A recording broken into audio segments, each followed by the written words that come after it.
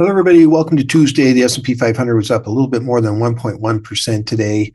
Basically, the CPI inflation number came in a little bit lower than expected on the top line inflation.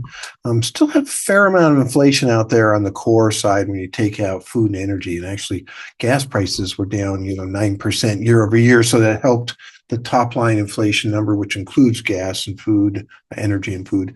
And then, of course, the core does not. So core was about 3.1% growth year over year.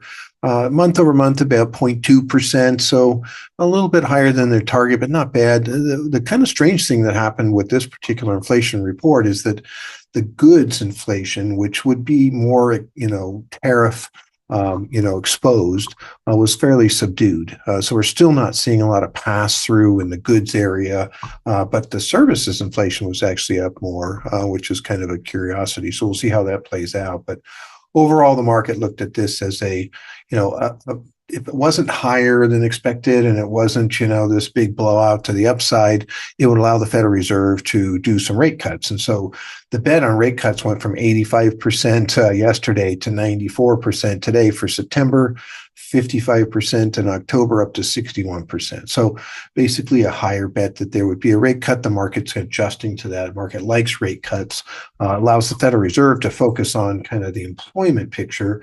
And we have those last three employment reports that were pretty weak as far as that goes. The new person that's in charge of those reports is actually starting to talk about maybe just having quarterly reports instead of monthly reports. The market does react pretty heavily to those, and they keep getting redacted and changed, not redacted, sorry, they keep getting changed, over a period of time to the point where it's almost ridiculous. So maybe if you did do it less frequently, you could maybe get those numbers in at a better number. So we'll see what happens there. It'll be interesting. I imagine that's probably fairly controversial, but nonetheless, this is what's happening today. Pretty straightforward today.